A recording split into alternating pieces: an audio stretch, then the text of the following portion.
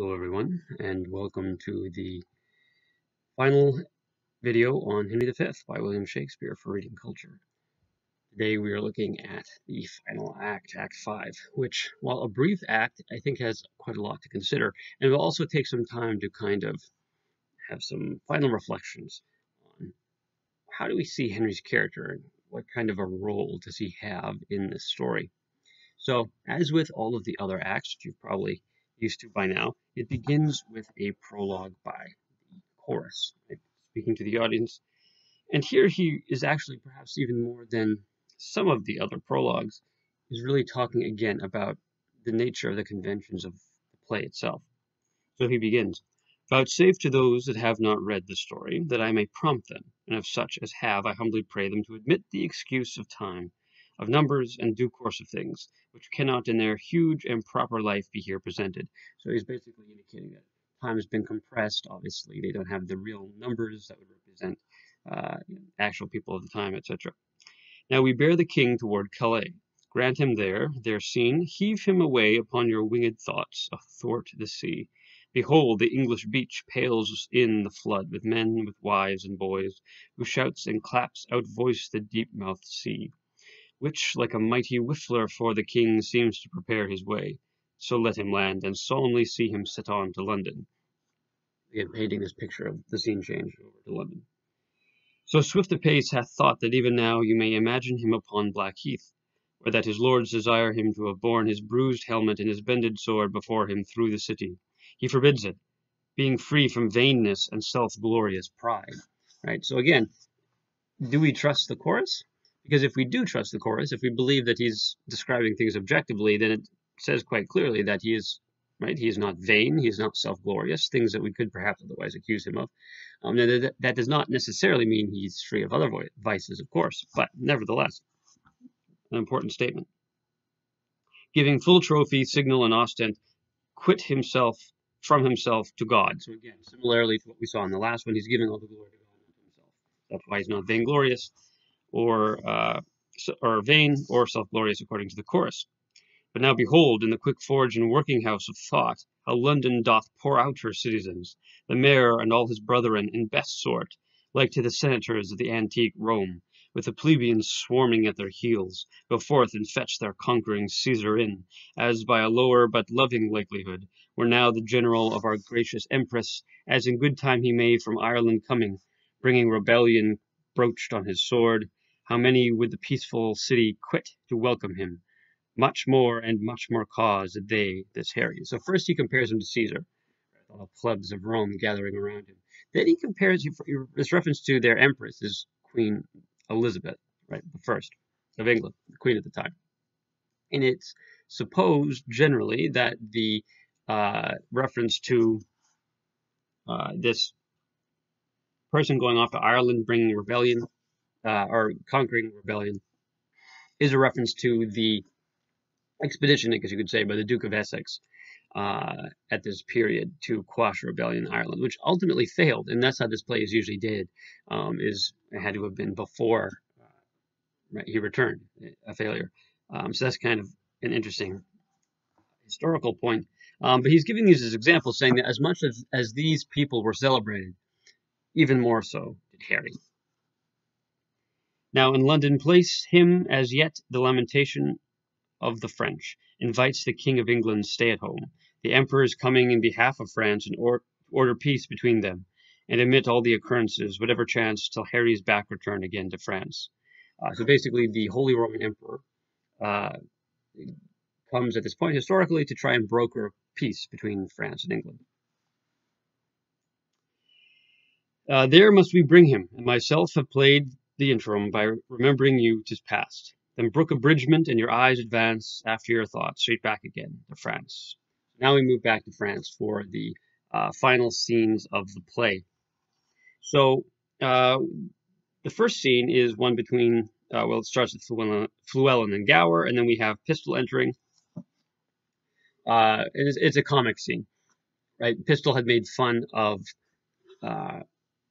Fluellen's leak. So on St. David's Day, the 1st of March, just passed, St. David is the national as a patron saint of Wales. And so on that day, Welshmen wear leeks in their caps, or at least they did at the time. Now, Pistol is making fun of this, telling him he should eat his leek, and so he takes Llewellyn now takes his leek and beats Pistol right into submission and makes him eat it, gives him a bloody coxcomb, a bloody head. So it's mostly functioning as a comic scene, but there is an interesting takeaway here at the end, where Pistol, now bloodied and humiliated by the Welsh Llewellyn, right, says here at about line 75,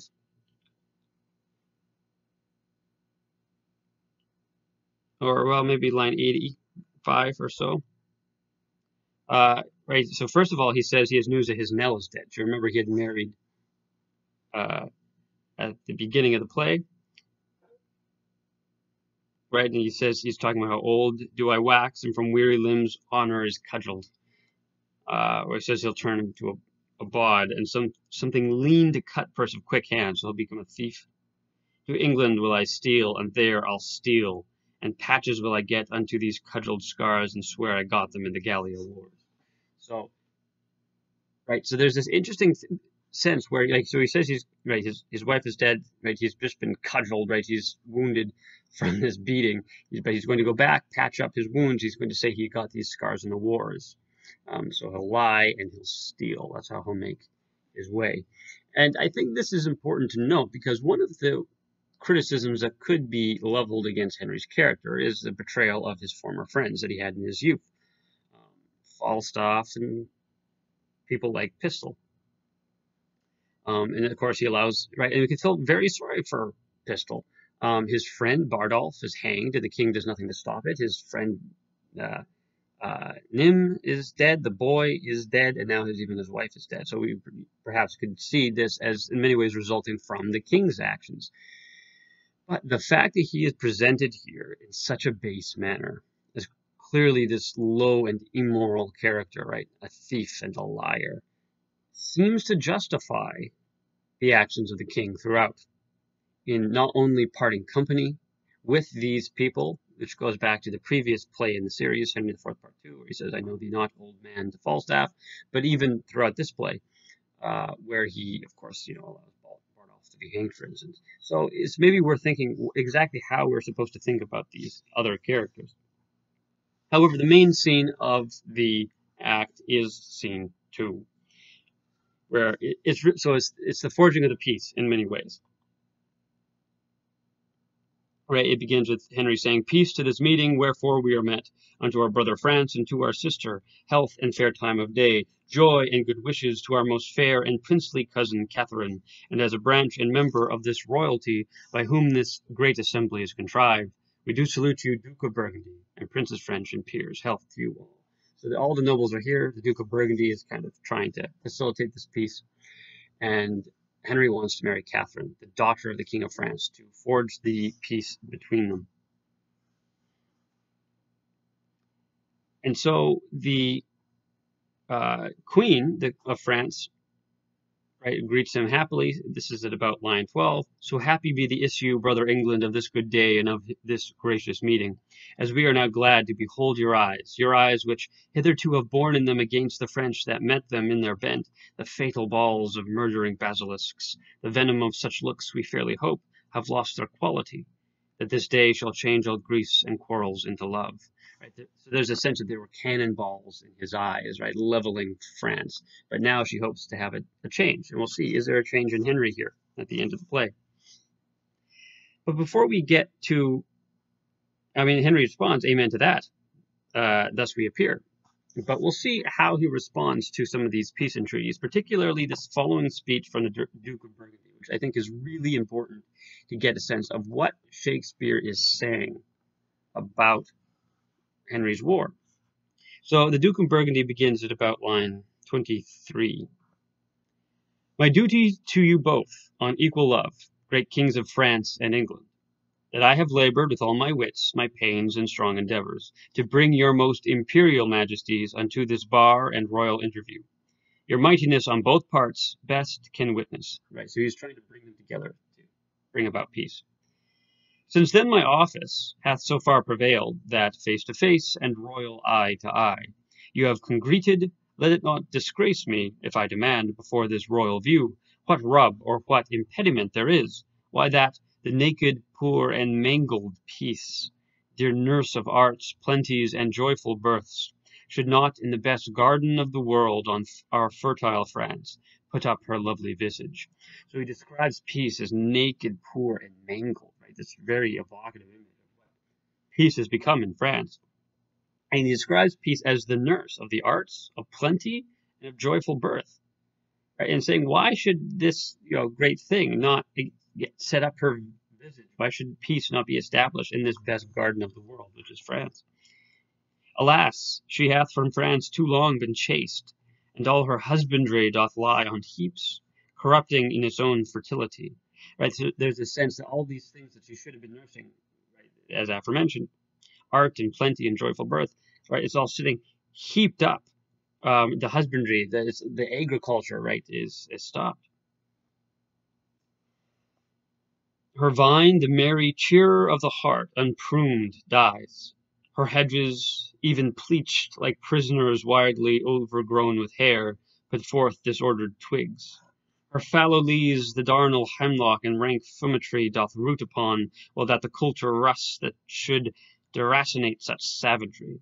The even mead that erst brought sweetly forth the freckled cowslip, burnet, and green clover, wanting the scythe, all uncorrected, rank, conceived by idleness, and nothing teems but hateful docks, rough thistles, kixies, burrs, losing both beauty and utility. Basically, he's describing all these various natural things, right, and indicating that, the vines, right, are unpruned, the hedges, right, aren't being taken care of. You have all of these various things that are running rank and wild. The fields are fallow because of this war. And even utility, not just beauty, is being lost.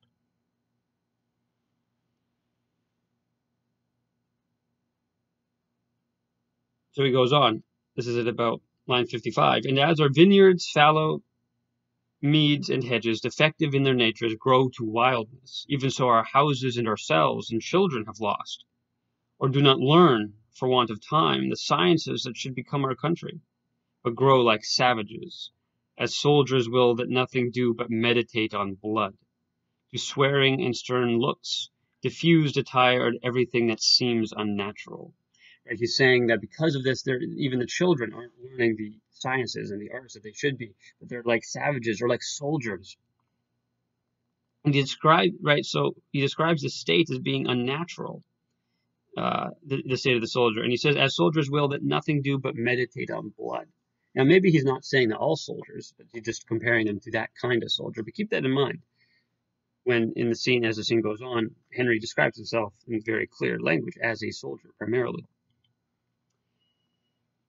So he continues, which do reduce into our former favor you are assembled, and my speech entreats that I may know the let, why gentle peace should not expel these inconveniences and bless us with her former qualities. Give peace a chance. That's what he's saying here, basically. And Henry responds, if, Duke of Burgundy, you would the peace whose want gives growth to the imperfections which you have cited, you must buy that peace, with full accord to all our just demands, whose tenors and particular effects you have enscheduled briefly in your hands. So after describing this pitiable state of France because of the war, and saying, why can we not have peace, Henry makes it abundantly clear, you must buy that peace by agreeing to all of my demands. And we've seen this very much from Henry throughout. When presented, or even threatening himself, the horrors and other evils of war, he makes it clear that because his cause is just, this does not fall on him. It falls on those who are unjustly refusing his just demands. So we see very much that same response here. And so it is ultimately decided that they will look at the articles, as the King and Queen of France and Burgundy as well, to see if they can agree to the terms. However, in the meantime, Henry is left with Catherine, so we get the wooing scene. So Henry begins, fair Catherine and most fair, will you vouchsafe to teach a soldier, again he's calling himself a soldier, terms such as will enter at a lady's ear and plead his love suit to her gentle heart.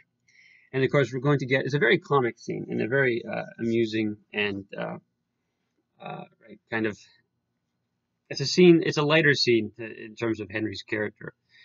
So, right, the basic premise, so we've seen Catherine before trying to learn English. Well, she hasn't learned it very well, and so she can't really speak it, and Henry can barely speak any French, and Catherine's maid is not much more knowledgeable about English than she is, and so we get this scene of them trying to communicate. But in it, we learn some things, again, I think, about Henry. So as the attempted wooing goes on in broken speech,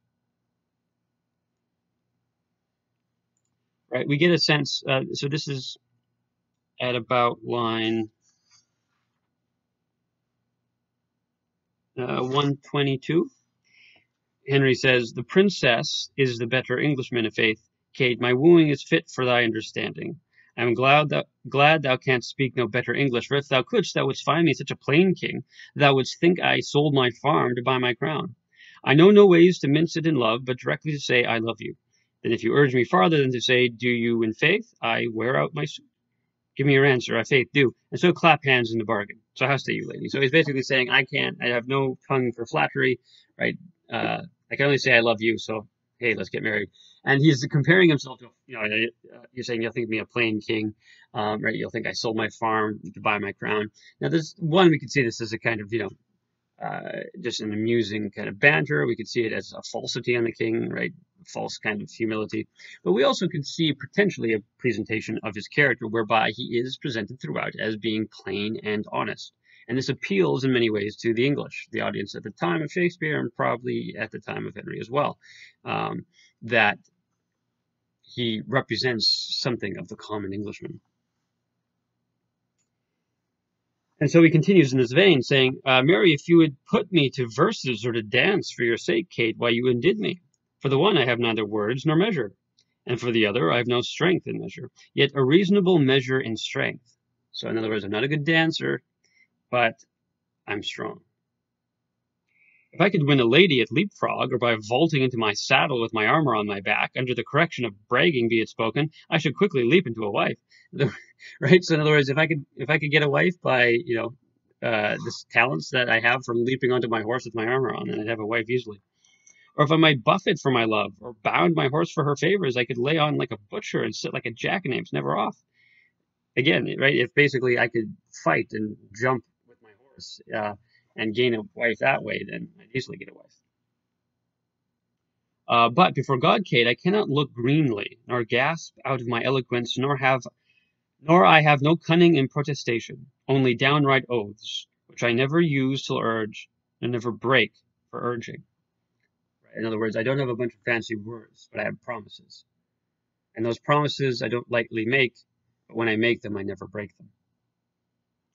If thou canst love a fellow of this temper, Kate, whose face is not worth sunburning, that never looks in his glass for love of anything he sees there, let thine eye be thy cook. Right, again, disparaging himself, saying how plain looking he is. I speak to thee, plain soldier.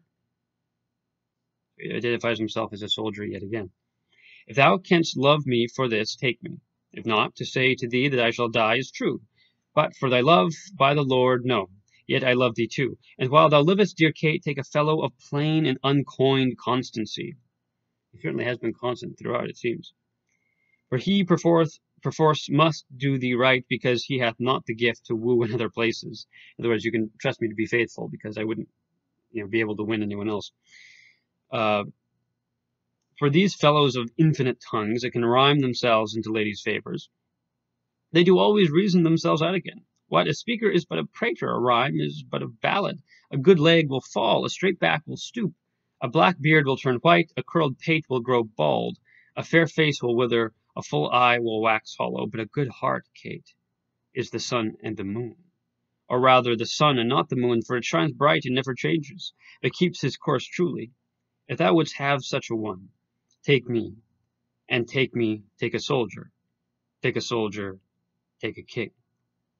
What sayest thou then to my love? Speak, Speak my fair and fairly, I pray thee, right? So there's this great line, right? Take me, take a soldier, take a king. So he describes himself as a king, but as a soldier in many ways primarily. And we see how soldiers are potentially at least described by Burgundy, but we also have this, right, really meaningful exchange where he's saying, right, good looks will fade, but it's about something a little bit more than that, right? As right, a good heart is the sun and the moon. In many ways, again, the question is this all false? Is this all artifice? Or maybe he thinks this of himself, but we don't think so. But does he have a good heart? Because if he does, he is just a plain speaking man with a good heart, then it seems indeed that he is worthy of admiration in the play, that he is indeed the true hero of inward aspect and outward as well. But she responds to the very pertinent question, asking, could she possibly love the enemy of France? And he says, no. This is at 180. It is not possible you should love the enemy of France, Kate, but in loving me you should love the friend of France. For I love France so well that I will not part with a village of it. I will have it all mine. And Kate, when France is mine and I am yours, then yours is France, and you are mine. Now, this is an interesting line, right? He's saying that, no, I'm not the enemy of France, right? I love France so much, I won't part with it. And yet we've just heard a description from Burgundy of the state of France because of his war. Do we believe that he loves France? Is that real love? It's unclear. So they continue on. He tries to speak French to her. It doesn't work out fairly well. Finally, he just comes straight out and asks, like, can you love me, Kate? And she says, I cannot tell. And responds, well, can any of your neighbors tell, Kate? I'll ask them. Come, I know thou lovest me. And at night, when you come into your closet, you'll question this gentlewoman about me. And I know, Kate, you will to her dispraise those parts in me that you love me with your heart. But good Kate, mock me mercifully. The rather, gentle princess, because I love thee cruelly. If ever thou beest mine, Kate, as I have the saving faith within me tells me thou shalt, I get thee with scambling, that is to say, with fighting. And thou must therefore needs prove a good soldier breeder. Right, again, he wants soldiers for sons. Shalt not thou and I between Saint Denis and Saint George? Saint Denis is patron saint of France, Saint George patron saint of England, and both, Saint George particularly known for being a knight. Compound a boy, half French, half English, that shall go to Constantinople and take the Turk by the beard. Only recently at this point, Constantinople, the modern city of Istanbul, was conquered by the Turkish Ottoman Empire, right? And he's saying that, right, the kind of son that we would breed, the heir of France and England, would be able to go and recapture Constantinople. Shall we not? What sayest thou, my fair flower de luce? And she says she doesn't really know. And so the wooing continues on. And finally, he's trying to speak French to her, and eventually he just gives up. This would be at line maybe 350 or so. Right, he says, now fie upon my false French. By mine honor, in true English I love thee, Kate. By which honor I dare not swear thou lovest me, yet my blood begins to flatter me that thou dost, notwithstanding the poor and untempering effect of my visage. Now beshrew my father's ambition. He was thinking of civil wars when he got me. Therefore was I created with a stubborn outside, with an aspect of iron, that when I come to woo ladies I fright them. But in faith, Kate, the elder I wax, the better I shall appear. My comfort is that old age, that ill layer up of beauty, can do no more than spoil my face. Thou hast me, if thou hast me, at the worst, and thou shalt wear me, if thou wear me, better and better. And therefore tell me, most fair Catherine, will you have me? Put off your maiden blushes, avouch the thoughts of your heart with the looks of an empress. Take me by the hand and say, Harry of England, I am thine. Which word thou shalt no sooner bless mine ear withal, but I will tell thee aloud, England is thine, Ireland is thine, France is thine, and Harry Plantagenet is thine. Who, though I speak it before his face, if he be not fellow with the best king, thou shalt find the best king of good fellows. Come your answer in broken music, for thy voice is music, and thy English broken. Therefore, queen of all, Catherine, break thy mind to me in broken English. Wilt thou have me? Right. So he's emphasizing that I'm a plain man. Right. That's all I am. And he's right. His father, who remember sees the crown from the rightful king. Right. Says right. He was thinking of civil wars when he begot me. So I'm like iron. But again, he's couching it in language that makes it rather endearing. And she basically says, "I will if it pleases my father." And he says, "Well, it will please him, Kate." And so things go on with the re-entry of the French king and the bringing together of the peace, where the French king ultimately says that Henry can marry his daughter Catherine. And he says at about line 470 or so, "Take her, fair son, and from her blood raise up issue to me that the contending kingdoms of France and England, whose very shores look pale with envy of each other's happiness, may cease their hatred, and this dear conjunction, plant neighborhood and Christian-like accord in their sweet bosoms, that never war advance his bleeding sword twixt England and fair France." So we see this hope that maybe now finally there will be peace. And Queen Isabel adds to that, saying, "God, the best maker of all marriages, combine your hearts in one, your realms in one, as man and wife, being two, are one in love. And so be there twixt your kingdoms such a spousal, that never may ill office or fell jealousy, which troubles off the bed of blessed marriage, thrust in between the paction of these kingdoms, to make divorce of their incorporate league. The English may as French Englishmen, receive each other. God speak this, amen." In other words, saying that just as you two are married, may France and England be married in a peaceful marriage. And so we come to the epilogue of the chorus. It seems that everything has settled nicely.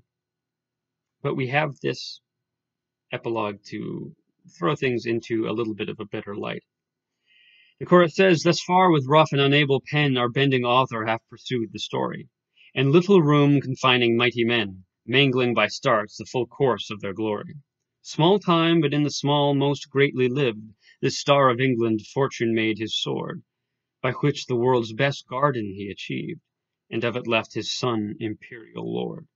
Henry VI, in infant bands, crowned King of France and England, did this king succeed, whose state so many had the managing, that they lost France, and made his England bleed, which oft our stage hath shown for their sake, in your firm minds let this acceptance take." So the play ends with a reminder that although Henry, who dies very young, his son succeeds as King of England and France, they lose all of their possessions in France, and England bleeds for it.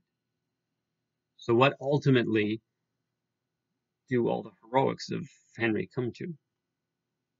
Well, I mentioned in the first video that traditionally this has been seen as a straightforward heroic play, and Henry is a straightforward hero. And I'll read to you a bit of the historical commentary, which says this: "King Henry V is visibly the favorite hero of Shakespeare in English history.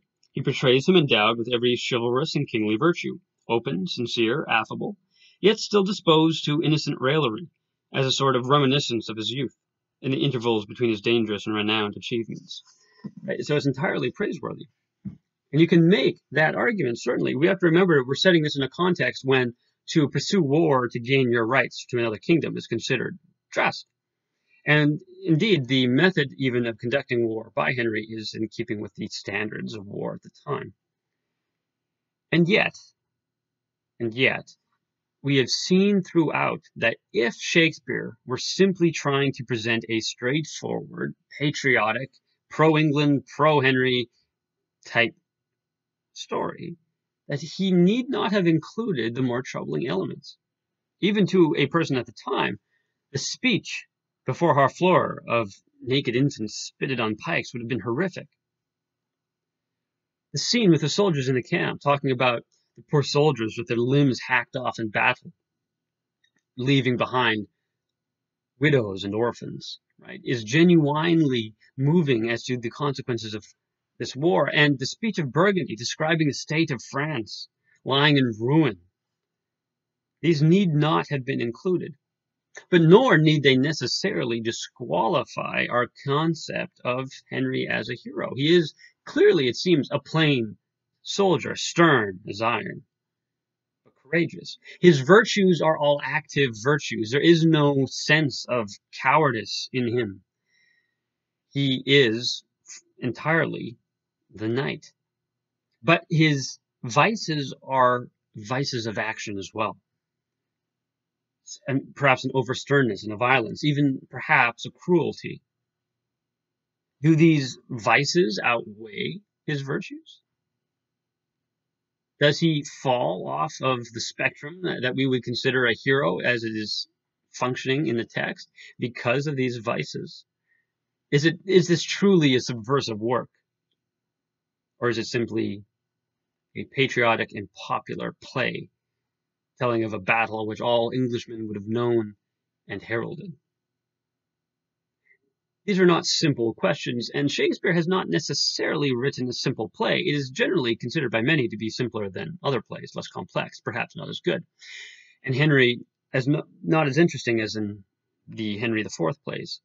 But nevertheless, he presents us with the question of when does the active hero become too vicious to be considered virtuous?